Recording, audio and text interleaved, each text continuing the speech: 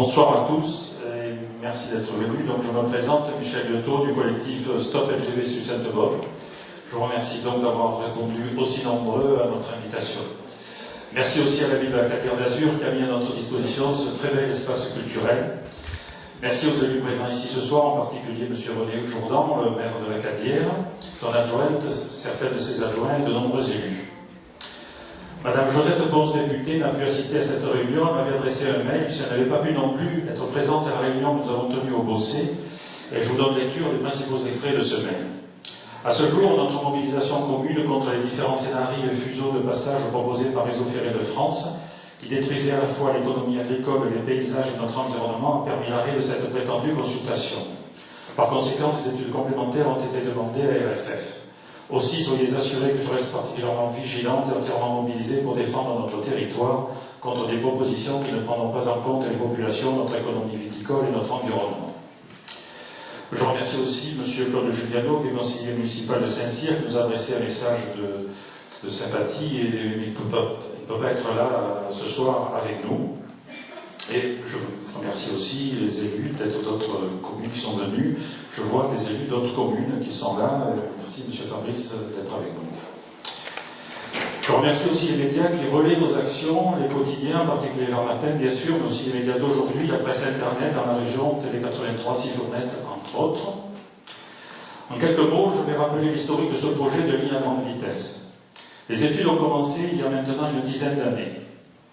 En 2009, M. Borloo, alors ministre de l'Environnement et des Transports, a pris la décision de choisir le tracé dit des métropoles sud, celui qui passe par Marseille, Toulon et Nice.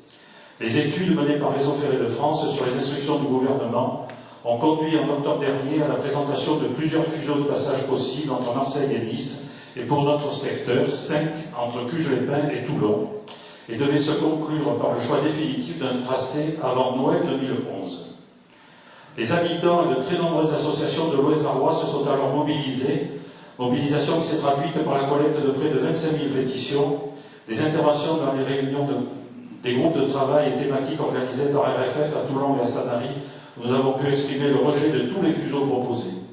Les motions de tous les maires et députés entre Marseille et Toulon ont exprimé cette même opposition. Les manifestations du Bossé le 12 novembre, Toulon le 10 décembre et Marseille le 17 décembre qui ont permis de faire reculer le préfet de région. Il a paru nécessaire de structurer ce mouvement de fond et c'est ainsi qu'a été officiellement créé le 12 janvier dernier ce collectif Stop LGV Sud Sainte-Bob pour fédérer l'ensemble des associations et des habitants qui avaient décidé de s'opposer à ce projet et qui l'avaient combattu depuis plusieurs mois. Et puis nous nous sommes rendus compte que de nombreuses associations et habitants de toute la région PACA, de leur côté, s'opposaient aussi à ce projet. Et le 19 janvier dernier, une coordination régionale contre le projet de LGV PACA s'est mise en place. Et parce que des personnalités aussi influentes que M. Bozet, le président de la région, M. Estrosi, député maire de Nice, ou M. Ciotti, député et président du Conseil général des Alpes-Maritimes, étaient des promoteurs acharnés de ce projet, il fallait sortir de notre secteur. Et c'est pourquoi nous sommes allés intervenir à la réunion organisée par Réseau Ferré de France à Nice le 16 février, où rencontrer M. Bozet lors de la venue de M. Hollande à Marseille. Le préfet de région avait donc pris la décision le 29 décembre dernier de ne pas choisir un tracé définitif pour la ligne à grande vitesse entre Marseille, Toulon et Nice.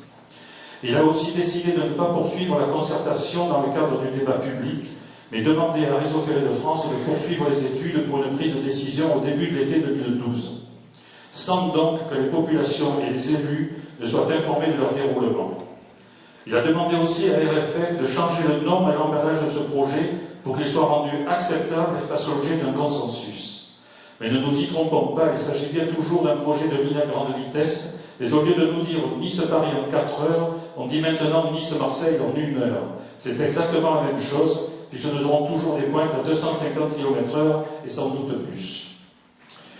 C'est pourquoi il nous paraît essentiel que les élus, avec le poids qui est le leur et la légitimité donnée par le suffrage universel, demandent au préfet et à RFF que les études en cours soient rendues publiques et mises en débat avant que le projet définitif, qui pourrait avoir des conséquences dommageables pour nos territoires, ne soit décidé par le préfet.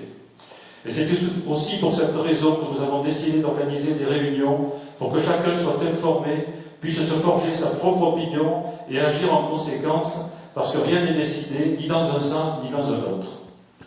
Une réunion, le 13 février dernier à Sanary, a réuni près de 500 personnes. Une autre s'est tenue la semaine dernière au Bossé, qui a réuni plus de 300 personnes.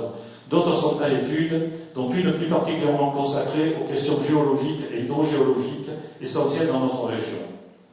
C'est dans cet esprit que nous avons organisé la réunion de ce soir, au cours de laquelle nous allons vous présenter un diaporama général sur le projet de LGV PACA, par Didier Kahn, avec les viticulteurs à la Cadière et vice-président du collectif Stop LGV Sud Sainte-Baume, que beaucoup de gens connaissent ici. Trois brefs exposés ensuite sur la LGV PACA, un projet dispendieux et les conséquences économiques de la construction de ligne LGV par Philippe Lieutot, diplômé de 3e cycle et membre du bureau de l'association de Stop LGV Sanary. Les assises du ferroviaire, des conclusions qui dérangent par Marc-Léonard Duzy, ingénieur et vice-président du collectif Stop LGV Sud Sainte-Baume. Et enfin, bruit et ondes électromagnétiques des LGV par Olivier Lesage, ingénieur, chargé de cours à la faculté et président de l'association Stop TGV Coudon. Nous essaierons ensuite de répondre aux questions que vous vous posez, avant de poursuivre les échanges en faisant honneur au buffet que certains de nos amis ont préparé, que je veux remercier, ainsi que les deux coopératives, la Cadérienne et la Roque, ainsi que les viticulteurs qui nous ont aidés aussi et qui ont bien voulu fournir les faits, dont nous n'abuserons pas, bien entendu. Merci.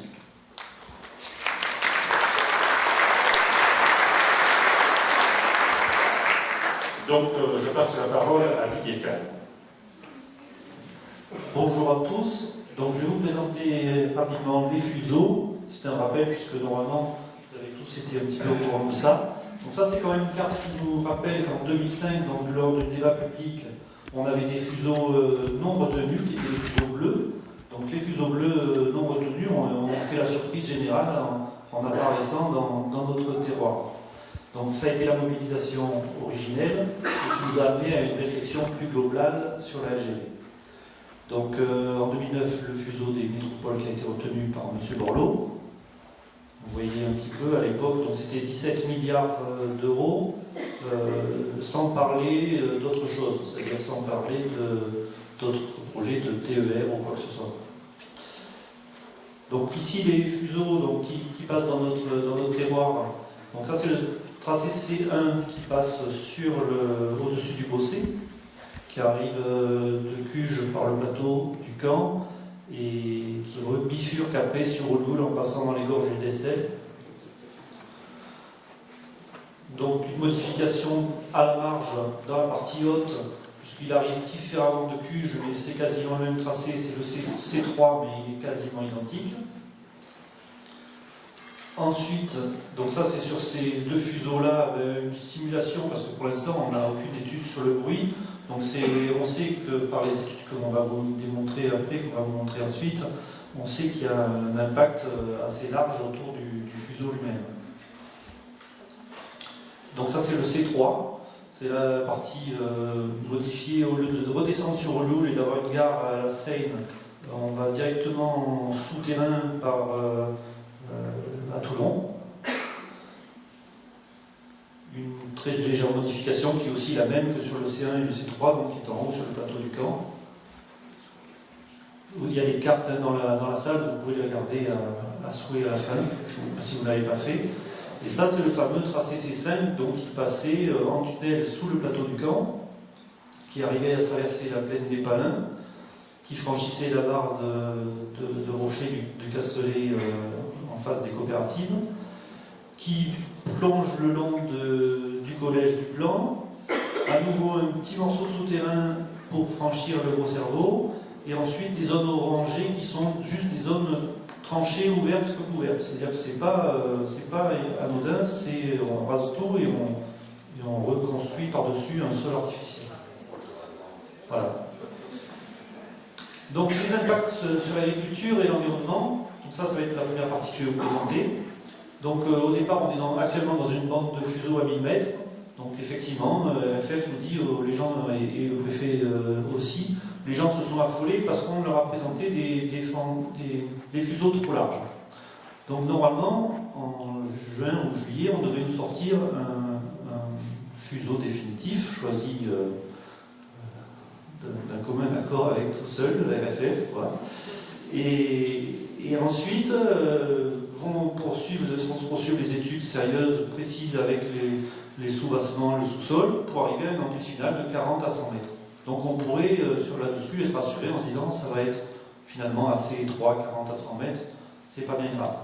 Sauf que quand on voit que quand ça franchit les collines, c'est 100 mètres, mais c'est des failles que l'on fait dans les roches. Et voilà ce que ça donne donc en chantier grandeur nature. Vous voyez, il y a de quoi quand même s'inquiéter un petit peu. Imaginez ça au milieu de la Cadière, du Castellet ou du Bossé, de Signe, enfin, un peu partout, quoi. Hein. C'est pas plus beau là qu'ailleurs. Oui, si tu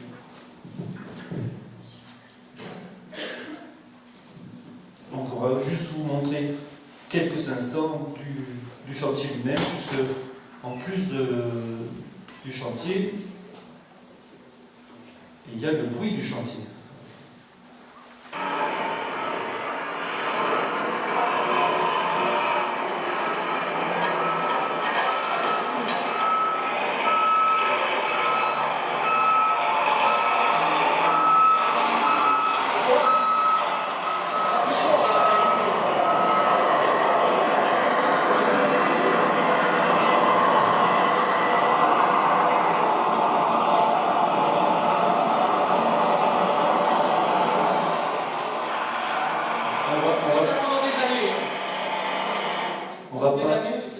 On va pas alourdir le sujet maintenant.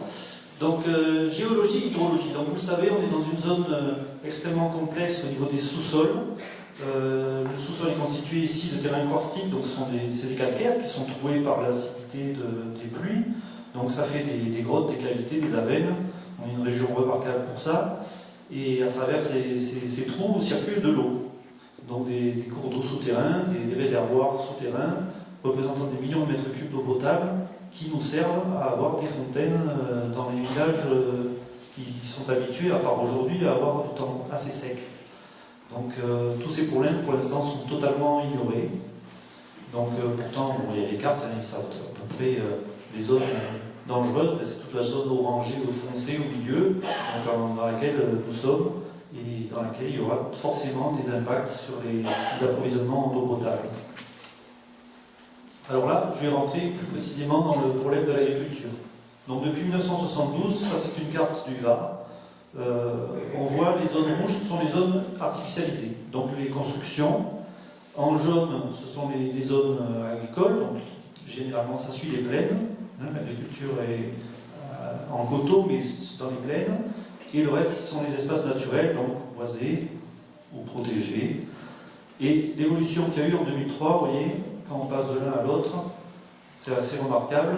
Et on continue à construire dans les zones qui sont des plaines. Donc les zones agricoles sont en danger et disparaissent. Ça, c'est un autre diapo qui le montre. C'est en plus on est bleu foncé, et plus il y a eu une disparition importante de l'agriculture, des terres agricoles. Donc là, les bleus foncés, c'est plus de 75% de disparition. Et on voit que, bon là c'est toute la région, on voit qu'il y a eu une grosse, toute la bande littorale que l'on retrouve aussi dans la première partie, c'est-à-dire que c'est la bande littorale aussi qui est agricole. Donc l'agriculture est en concurrence avec la construction, ça on le sait tous. Et le chantier absorberait 1700 à lui-même, 1700 hectares de terres agricoles de plus. Donc devant ce constat de disparition des terres agricoles, plus de 12 000 hectares en 30 ans. Au niveau de la population agricole, la population est passée de 50 000 agriculteurs à 20 000. Donc en 2000, il ne restait plus que 3 000 exploitants professionnels. Des organismes, donc, dont vous allez voir la suite, ont décidé de faire une charte donc, pour défendre ces terres agricoles. Donc cette charte de 2005, bien sûr, n'est pas un engagement, c'est juste une charte, c'est un constat. Mais elle a été signée, donc, vous voyez, par le Conseil d'État, donc les préfets, le Conseil général, la Chambre d'agriculture, les communes du Var, et donc vous avez à droite la liste des signatures, donc M. Blanqui, la Chambre de commerce et d'industrie, M. Lanfranchi, voilà, les gens qui sont encore là. Donc les productions agricoles qui vont être touchées dans le Var, je vais vous faire un petit topo quand même, elles représentent, la viticulture et les fleurs représentent 85% de l'agriculture varoise. Donc ces chiffres représentent, donc ça fait une production d'environ 295 millions d'euros.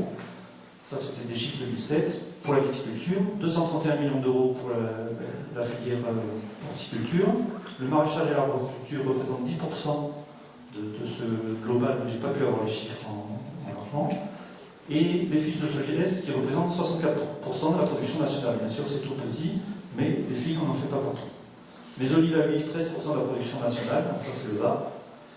Et les 5200 exploitations, donc on a vu qu'il y en avait 3000 qui étaient vraiment professionnelles, représentent 8300 unités de travail annuelles. Donc face à ce constat de disparition des terres agricoles, on voit bien qu'on est une zone à population très dense. Hein, plus on est rouge, plus la zone est dense. Alors nous, on est un petit peu dans un microcosme avec l'appellation Mandol qui protège le terroir, mais quand on demande à la région de ce qu'elle en pense, voilà, ça c'est des documents qui ont été faits donc, par le STRAD, c'est un organisme de projection, de voir comment va être la région en 2030. Et là, on est dans des zones qui sont grises parce qu'on est en dehors de l'étude. C'est-à-dire qu'on considère qu'on est déjà des zones urbaines, voilà, c'est marqué, communes urbaines hors champ. Donc on ne nous étudie plus comme étant à préserver ou pas, puisque c'est déjà fini. Donc on peut faire ce qu'on veut, on peut continuer. Et le reste, bien sûr, c'est la suite de